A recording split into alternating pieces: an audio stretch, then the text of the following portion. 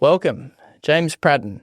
You're the Queensland State Manager for ADCO, and mate, I'm really grateful that you've taken the time out today to come join us here at Usher HQ. So, welcome to the podcast, James. Oh, thanks for having me. It's really a pleasure to be here. No, really good, mate. I tried to hunt you down for this opportunity because I was particularly curious, even for my own, I guess, benefit, as to knowing a bit of your history. And I guess you've transitioned, from my understanding, anyways. You've been with ADCO for how many years now? 7 years.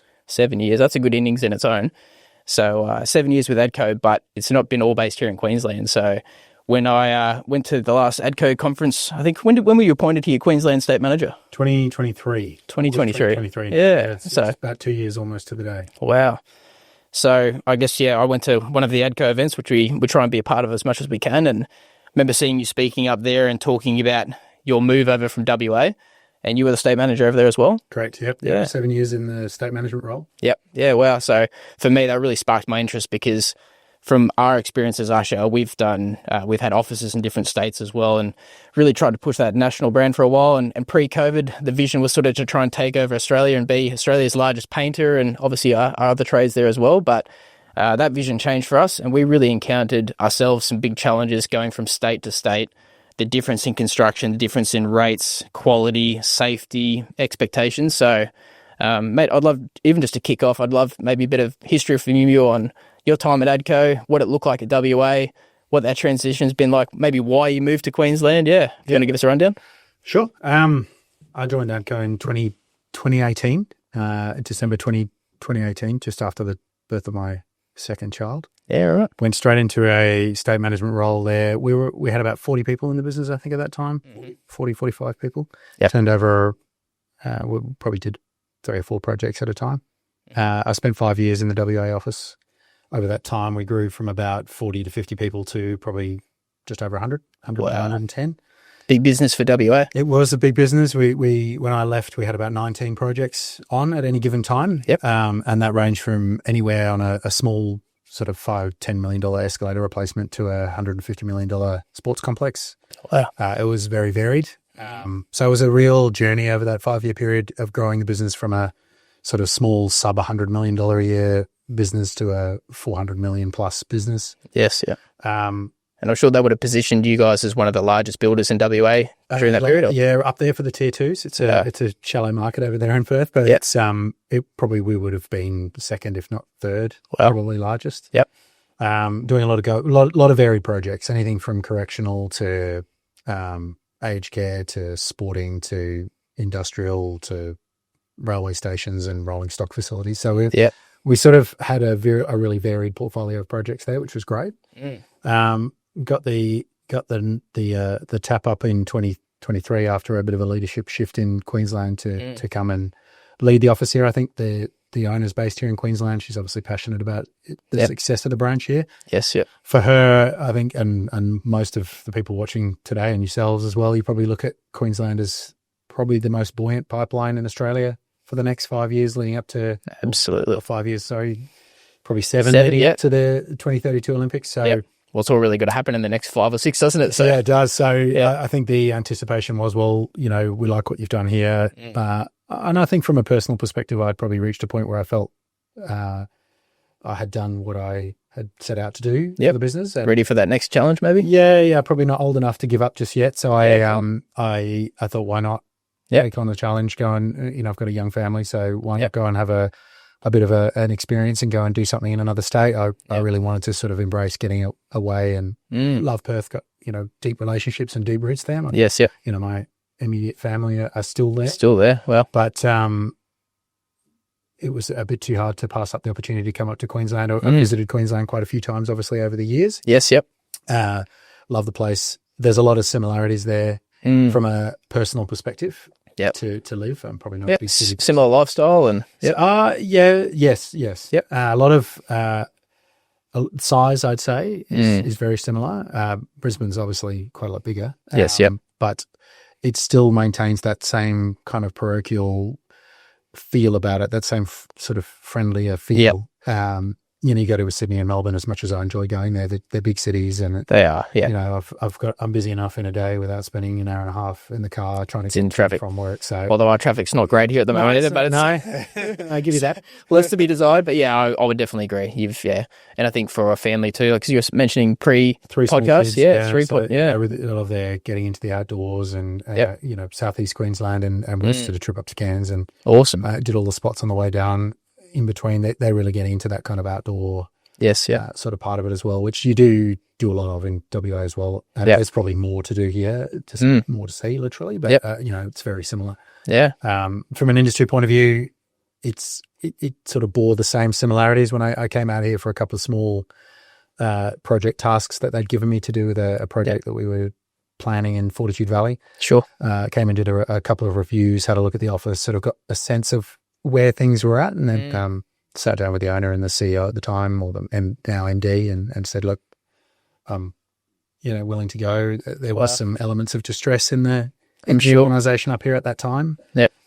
So it was by no means a small undertaking to come and do it, but I've, to be honest, really enjoyed it. It's been great. And after 2 years now, things are sort of in a good position, and I've got a great team and people I work with, and that's great to hear.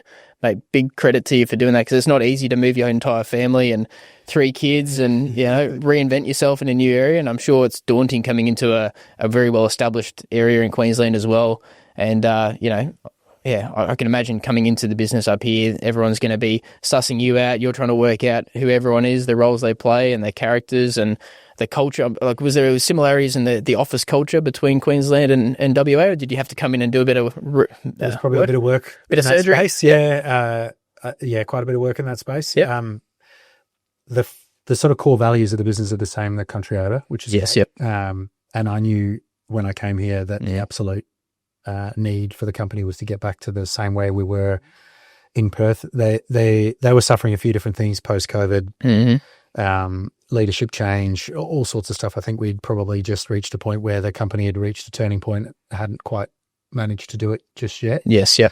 But a lot of the staff that were there were really supportive, made sure that I was made to feel welcome. Yes, yeah. As I had to say to them, when you sort of get here, it's not an overnight shift in just, well, it was this and now we're going to do something else. It does take time, and a lot of people really sort of bore that. And then, yes, as ruthless as it sounds, you kind of get to 2 years later, and for those who didn't want to come on that journey, they departed and went elsewhere. And the ones that did came along, and you know, so much better for it. Correct. And then you start to attract the right people in as well. Yeah. The one thing that really struck me about Queensland, because the business is 50 years old up here, I didn't know that, actually. 50 years. 50 years, yeah. Yeah, so right. There's staff up here that have been working for the company. I just did our annual conference last week and honoured 2 or 3 people that are 30 plus years of tenure. And it probably, coming from Perth, where the office only opened 10 years ago or 12 years ago now, I'm not used to that kind of history. So it was a lot. I found it a lot to live up to, because you're taking on what has been a business that's thrived for 50 years. Yes, yep.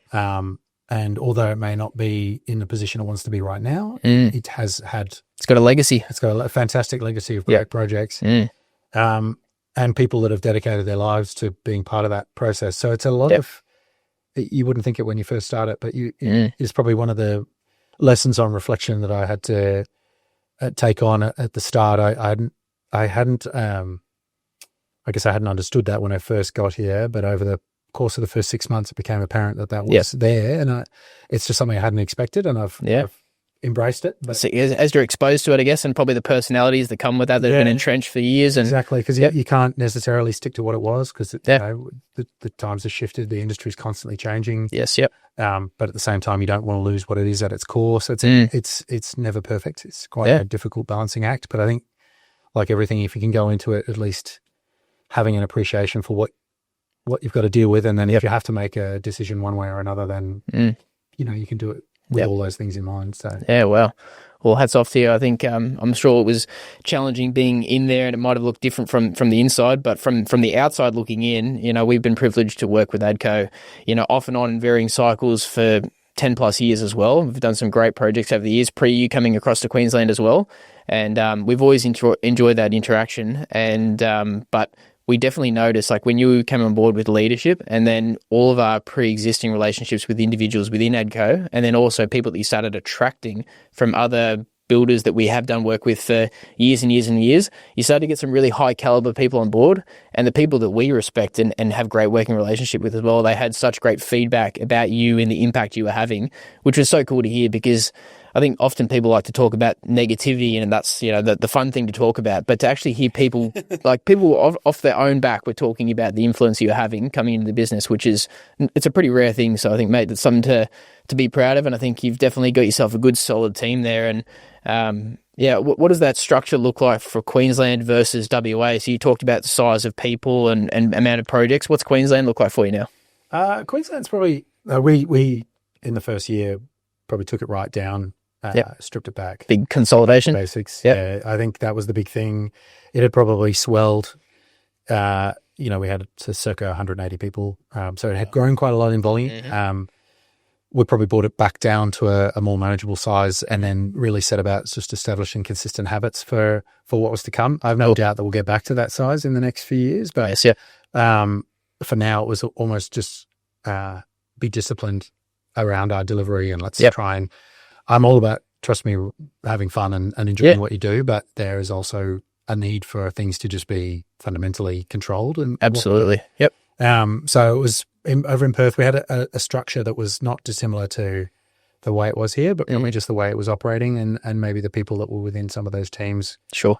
You often find, I often use the term Moneyball as a bit of a joke, and I don't mean it in that I'm always looking at people's salaries and trying to, the crew based on budget, but I'm always fascinated with the playing to people's strengths and weaknesses, because everybody has them. I have them. Yeah, absolutely. The entire team has them. Yep. And I think coming over here, at first it was really trying to get to know everybody and see where their strengths and weaknesses were, and know what the corporate branch structure needed to look like. And it was then sort of pairing the two and going, right, well, are we all in the right mix, and how's that looking? And we sort of went through that. Right people in the right roles. Yeah. And sometimes it is a pivot, you might have the right person, but they're in the wrong role, and you don't necessarily need to get rid of them. You just need to repurpose and put them in a new lane. And they'll be happy, and so will we. We'll get the best out of that person. Ultimately, the last thing you want to do is be in a situation where someone has to go, because you lose, like I talked about before, that brand culture. Forget the external brand culture for a minute, but the heart of what we're doing is it all comes from the people that we've got and the relationships they have with each other. And correct, and to be honest, a big one, and you touched on that before, the relationships they have with the subcontract market and the clients, because ultimately it's a people game. We all know that. But if we can't have people that are not only able to work together proactively, but they can't attract subcontractors, trade partners, clients, other people to work with, and even just other team members to join, we end up, we suffer for that. So it was a real piece on getting collaborative people who want to come in and be open-minded, have a go. Yes, we had some legacy projects we needed to finish, and I think everybody through COVID had legacy projects. We still have 3 left. And they really, you have to really shake them. It takes a while. Absolutely, But I think we all sort of mucked our sleeve, rolled our sleeves up, mucked in, and everybody sort of got to be part of finishing most of those off. We're down to our last one, which will finish in the next week or two. And then really it was build a culture of people that understand what it takes, what the checks and balances are that we need to keep doing, but also know how to have a bit of fun in amongst that. And that's important too, isn't it? You can, work hard, still follow in line with the values and the attitudes and behaviours of the company, but it doesn't mean you can't get rewarded and have fun along the way. And I think as long as you got that baseline right, then the more fun, the better. Like, people actually enjoy coming to work and being around each other, and as long as they're delivering on their key responsibilities. So happy people are generally more, everything just works better. And I spent a long time working for a tier 1-ish builder that's no longer around. And their work-life balance was askew heavily. So as much as we work in a tough industry, it requires long hours, and it requires a lot of, it can be intense at times. But not to that level. That was an industry that I wouldn't want to see anybody have to fall into.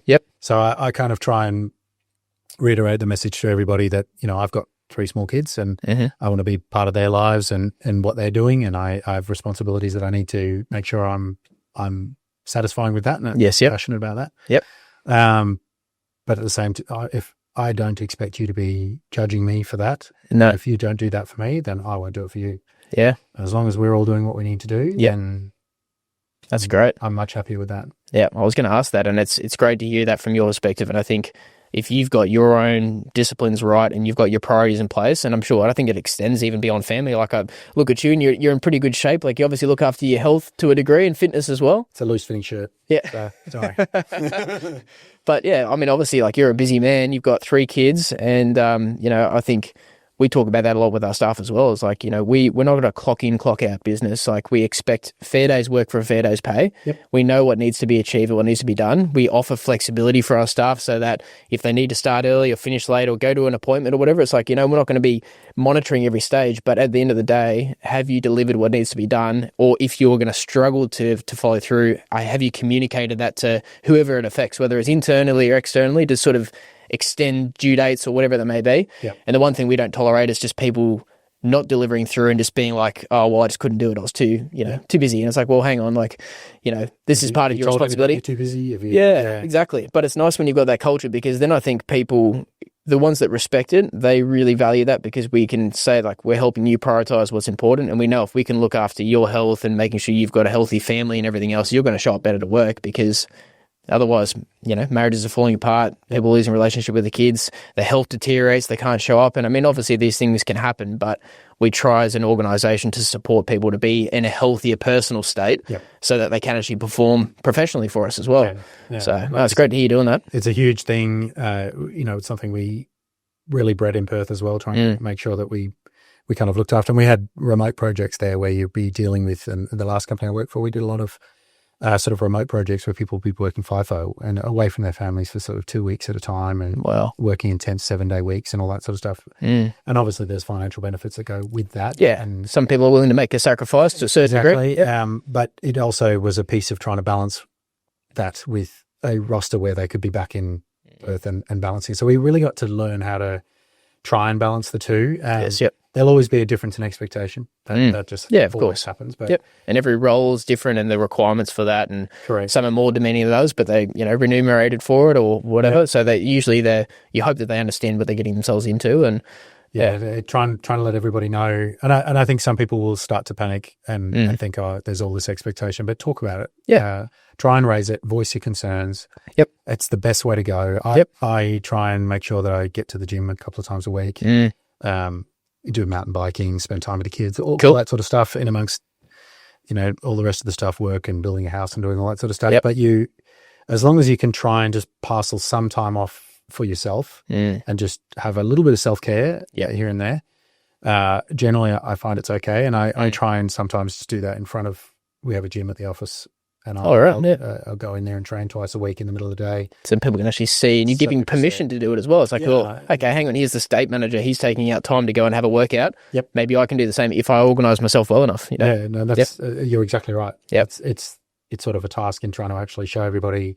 Not only is it probably the only time we've got available to do it, but it's also to say, well, if anybody else is in the same position as me and has a pretty intense family life as well as work, go down to the gym and train, because as long as you're balancing your work and doing what you need to do, I have no objection to it. Great. I just need what we need done, and if you're struggling, let us know, and let's work together through it. Well, it's great they're actually living that, because there's companies that often will say things and it looks good, like from they tick the box and say, we do these things for our staff, but then you actually go deeper and you realise that, they actually feel scared, or they don't feel allowed to actually go and do those things. And it's one thing to put a gym in an office, and I know so many organisations that have great facilities, but no one uses them because they feel like they don't have permission to use them, or they're going to be judged, or they're a slacker or whatever else. But I think it takes someone in your level of responsibility to break that mold, because again, if they see you doing it, they're going to go, well, I know now I've got permission to go and do it. And I was just going to echo what you were talking about with people and giving them permission to go and do things. And as I said, it's one thing to say it, another thing for people to actually feel that and feel the permission to do it. But as an example for yourself too, and I won't name names here, but there's a project manager within your team that known personally and has worked for other builders, and was chatting to them at your golf day earlier this week, which was great, and just talked about the culture and what their experience has been there and what it's like, because they've worked with other tier 1, tier 2 builders. And the first thing that he said was that it's a great culture where they actually promote and like give you the ability to look after yourself and your health and your family, and the workload is much more like reasonable and manageable, and the fact that they actually feel permission to speak up and talk about it, which I thought was really refreshing. And they've worked with other builders that we do a lot of work with as well, and the conversation was very much like the experience over there was burnout, was unsustainable, can't do this anymore, wouldn't wish it on anyone else, you know, obviously grateful for what they learnt during that time and how it's helped progress their career. But they've noticed a big shift coming over to ADCO, and not to say that it's a free ride or that it's cushy, like they're still working hard, but they said it's actually like realistic and sustainable, so they can actually continue to do their job at a high level without risking having the wheels come off the bus, you know, for themselves. So you can let me know who that was afterwards. I will, mate. And I was good. So I know someone I respect a lot as well. So I just thought it was great feedback to have. So I think that's the big thing leading into the next 7 years. We're all going to be busy. Yep. It's an industry that, you know, historically has required a lot of intensity. I don't think any of us can change that requirement to a, you know, sort of 3-day a week kind of gig. Unfortunately, it's not going to be the case. Not without it becoming financially detrimental. But, you know, I'm much more happy to just see everybody just do a solid week, go home on the weekend, relax. Reset, recharge. It's not always possible, but my preference would be that. Ultimately, I'm not in control of the whole industry around us either, so I've got to try and cater for both.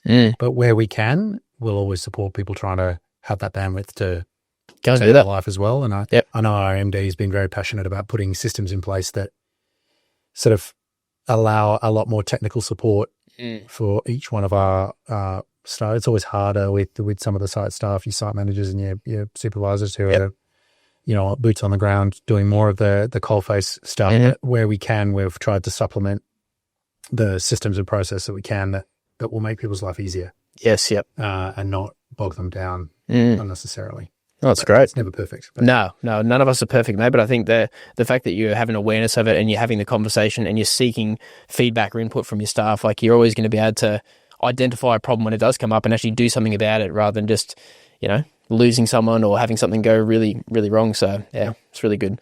So you talked about the next 7 years. So you've been in Queensland now for 2 years. We obviously have a big pending event for Brisbane. Yep. I know it's a bit of a buzz thing at the moment, but let's have a quick chat about 2032, the Brisbane Olympics.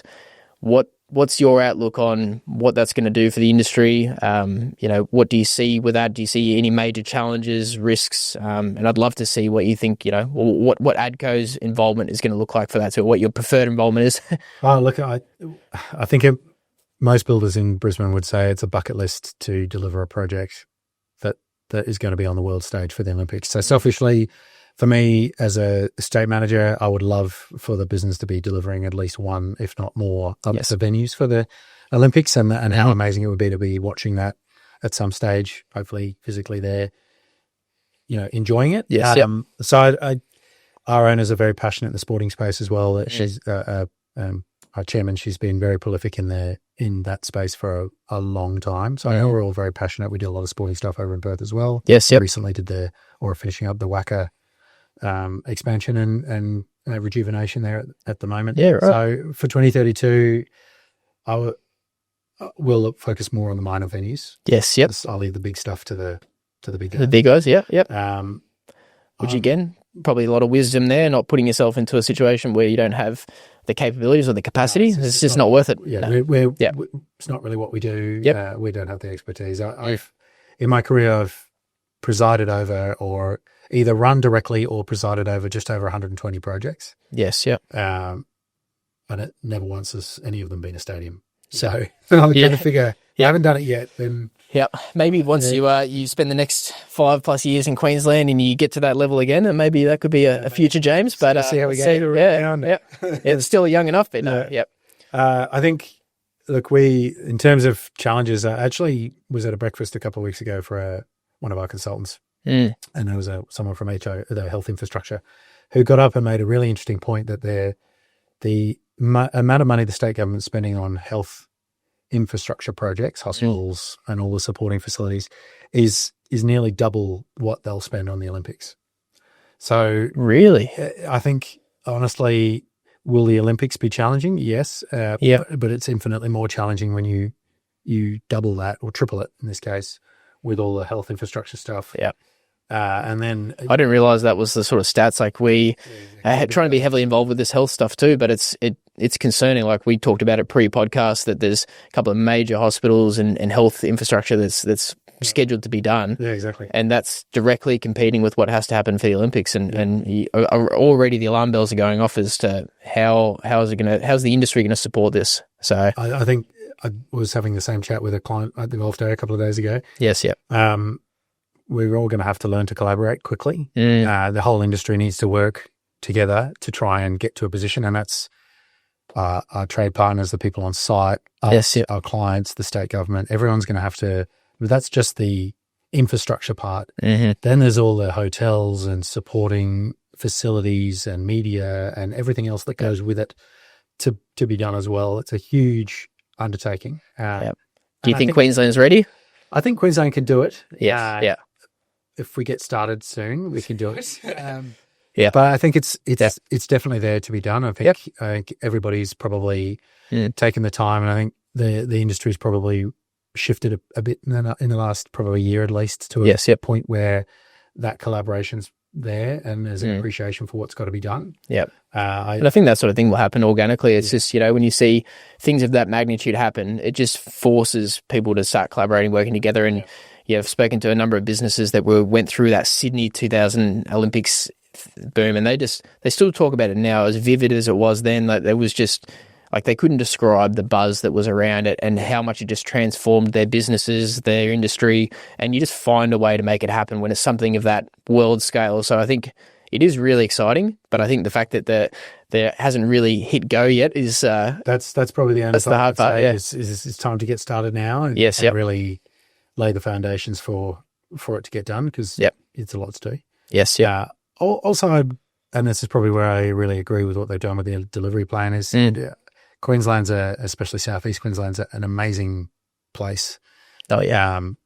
The facilities that they're planning to build will make it into a world-class sort of venue for any sporting event, but also it will leave the city itself with the infrastructure to make it a completely different offering again. And I think from it's going to change tourism. It's going to change tourism. It's going to change people coming here for sporting events and then enjoying the tourism. And I think that part, we've got a chance to really create a legacy for Queensland that will make it into a city that's prominent on the world stage for a long time to come. So I do think it's a good thing that they've put a lot of these venues into position and want to do them because it supports that view. Yes, just get started. Get started, It's exciting. So, and then you talked about maybe some specialty sporting venues.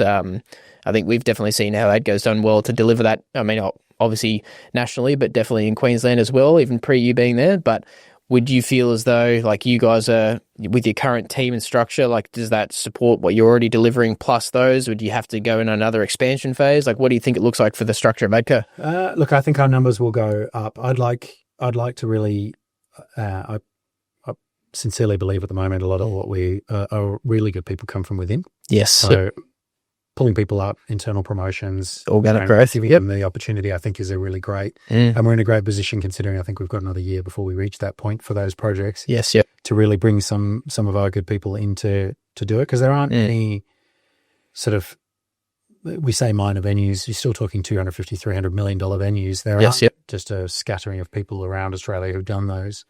So for me, although I believe in the next 12 months we will probably grow to a degree again, which is fine. It's controlled growth and we've done it over the last few years. I'd really like to see our sort of talented people that we've got now step into a lot of those roles because it's an opportunity for them to get something they may never get on their gun. I know for me, it's unlikely I'll work in a city that does deliver another Olympics. Never say never, but it is unlikely. So I'd need to see an offering of those people getting the chance to work on those projects first. Really cool. So right now it's kind of a job in upskilling whoever I can. We've already put quite a lot of internal succession measures in place to make sure that by the time I get to the end of next year, I can splice and release some people to go to those projects. So it's been a real effort. And I go back to my Moneyball analogy is sort of sitting there now and sort of saying, right, well, positioning everything. Let's position everything. Let's sit. Very strategic, Let's talk to people. What do they want to do? And other staff on that journey with you, or is it kind of like you're the chess master and they don't know the pieces you're moving, or is there a bit of both? It's probably a bit of both. Yep. I think it's always hard to impress on everybody how much work and effort it goes into actually and I can't always be out there telling them what's going on and giving them. Of course, yeah. And you also suffer the peril of things change. So sometimes you can go out and put expectations out for people. Yeah. The next thing you know, we didn't get it. Yep. Which we didn't see coming either. And they didn't get it. And next thing you know, I'm losing staff. And it's a tricky, a tricky sort of thing. I'd like to try and reiterate to everybody that they can talk to me anytime they want. And I obviously speak to my team a lot. Yes. And try and encourage everybody to come and chat. Yep. You can only go so far, unfortunately, and it's a delicate balancing act. So I'm sure there's improvements I can make. And I try to get better with it. But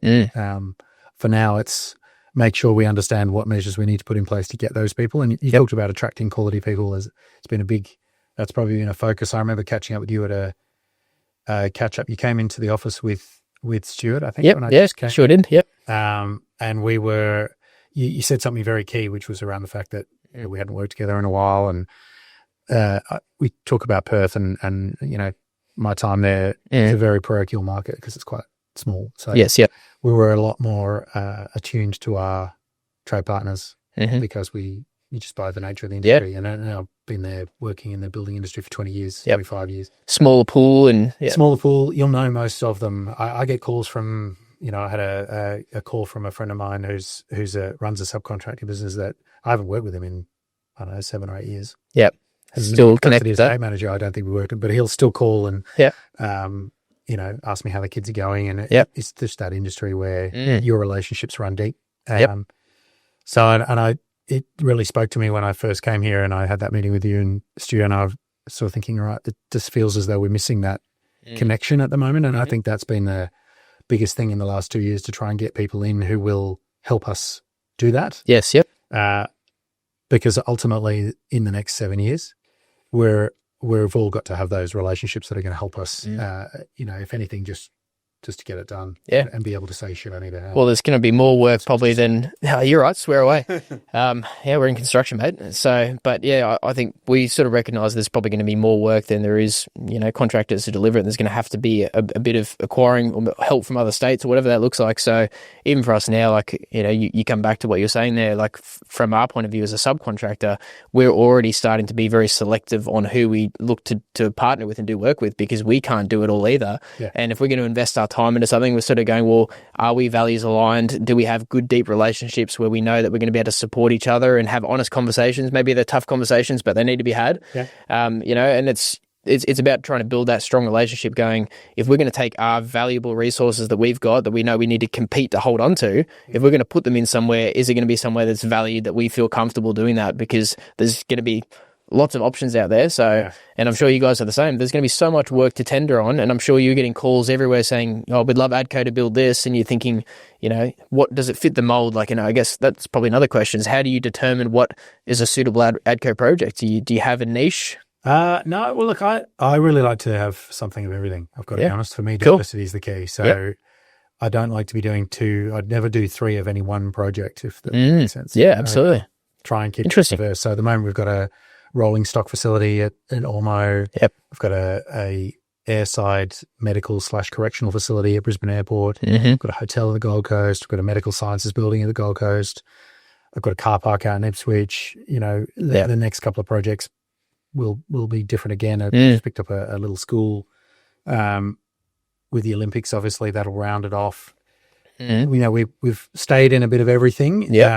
I like that because I think the market is, you've got to be multifaceted, you've got to be multi-skilled, and you've got to have people that have a project diversity. So I'm trying to build stronger teams by giving them better projects and that are diverse. And they get to learn more too. They learn more and they sort of branch out. So what makes an ideal project for ADCO? I've always been in favour of the complex stuff. Yes, something that not everybody does.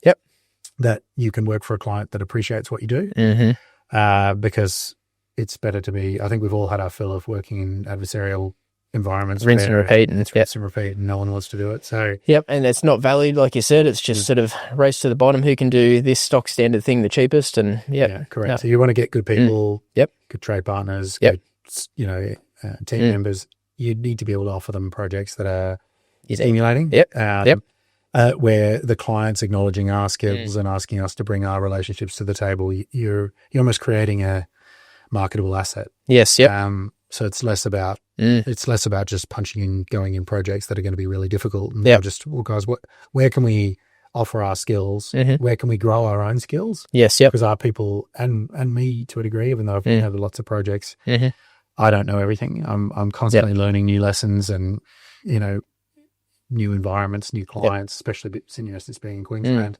Well, it keeps the industry exciting, and it keeps you growing and challenging yourself. And I love that. There's not honestly too many builders that we interact with that push for that level of diversity, but I love it. So refreshing, because we as an organisation love diversity. We're the same. We work in every tier possible, from tier 1 down to shop fit outs. We obviously have our different trades that we focus on with signage and access and things, but we love those high risk, sometimes high reward projects where it's complex. Not many people can do it. Not many people have the patience or the experience to actually go and look at it. Yep. And we love being able to go in and solve a problem, because it's rewarding. It's you look at something and a lot of people are sort of scared or not sure what to do, or they put a big high risk number on it, and we can actually pull it apart and come up with a solution that the client, the builder, whether it's direct to client or whether it's through a builder like yourselves, that you guys are actually going to appreciate what is being brought to the table, knowing that it is not just a stock standard job. It's not out of luck. So hotel numbers that you just showed me for the signage shop, that would have taken hours to fabricate. That's not for everybody. No, exactly. But that's where you're able to bring something to the table that no one else can, and that's the best part about it. So, it's really impressive. No, cool, man. That's awesome. Well, it's exciting to think about what this journey is going to look like. I'm definitely keen to stay tuned and see what ADCO does and what you guys sort of pick and land. And we obviously want to try and stay as close to you as we can. But I guess in wrapping up today, James, is there any sort of kind of reflections or anything? Actually, sorry, one thing I did want to ask before I sort of move into there is when you talked about growing and organic growth. So you want to promote internally. You want to elevate the people that are deserving, that move up. I guess we're now still 7 years out from the Olympics. You're probably going to need to bring young people into the business that may be early graduates that are coming into it. So if there's people that end up tuning into this that see ADCO as a brand and a company that they want to, that they're like, I would love to work for a company like that. They resonate with what you're saying. Yep. What does a good career pathway look like for someone within ADCO? Like where do they start? Where do they lead to? What does that sort of progression look like? It's good. It's actually a good question, because we've got quite a few different options for people entering into the industry. Sure. And obviously everybody's coming from a different background. So if you want to go the apprenticeship background, we have an apprentice program. We normally have about 2 a year that we take on. And that will give you more site exposure. We'll give you time with every single subcontractor on site. You'll spend a bit of time understanding what they have to go through every day. Yep. Eventually, over a period of sort of 2 to 3 years, you'll end up coming out the back of that apprenticeship and probably go into more of a supervision a sort of role, and then work your way up through that stream. Yes, yeah. I've in the course of my career in the last 7 years, I have also promoted site managers into project manager roles. So I've seen people go through whichever stream. Obviously, some are quicker than others, because you'll get aspects of exposure that just happen naturally quicker. But no one of them will shut you off from any opportunity within the business. So if you start going down more of a site route, there's no reason you couldn't divert back into more of a contracts administration or engineer or Yep. So we'll have we have a cadet stream. So undergraduates come in. Want a second year generally is where you see most of them. They'll start to work for us part-time, school, university holidays, that sort of thing. Yes, yep. They'll work through and then move into a full-time role at the end of their degree once that's finished. And we also have a graduate program. So if you're fresh out of university and you haven't had a job or had no work experience or decided working for a builder is where you want to go, we have a structured graduate program which sort of governs the first 2 years of your time, gives you exposure to all the parts of our business. Wow. You go into different roles. You'll get a bit of time in estimating, a bit of time on site. You'll have a bit of a taste of everything. Cool. You'll complete certain modules that they've put together. And we do a yearly forum where they all fly to one of our offices. It's generally in the Eastern Seaboard. Oh, wow. So different state experience. Different state experience as well. Wow. So it's quite a structured environment. Yep. And not an opportunity you'd get with many other builders. No. And I over in Perth, there was quite a few I'd seen come up through those ranks. Yep. And we're doing really well. We're seeing it now. We've got a really talented sort of cohort of people for the last probably 2 or 3 years. There's been some really impressive candidates that have come out. Yes, yeah. which is great to see as well. And it's not always about just internals, because I've got some fantastic people that have come in as well. Yes, yep. You often have to balance it with both, but I think we all owe it to the next generation of the construction industry to bring people in and teach them how to do all this well. Yes, yep. And I still think that probably involves doing multiple parts of it. Myself, I had to do a bit of everything. Yes, At one point or another, I've probably performed a few roles in this game. But I tell you what, you get better for it from that well-rounded experience, and understand people's challenges and struggles. Try and understand all of it. And once you understand all of it, you can appreciate where other people are coming from. Yes, yeah. And if you can do that, then it's some of the battle to try and come to an outcome. Yeah, that's great, mate. Well, I commend you on what you're doing, mate. I won't take up any more of your time, but I really appreciate you coming on today. Love what you're doing, and thank you again, James. Thanks for having me. Really appreciate it. Awesome. Let's wrap, eh?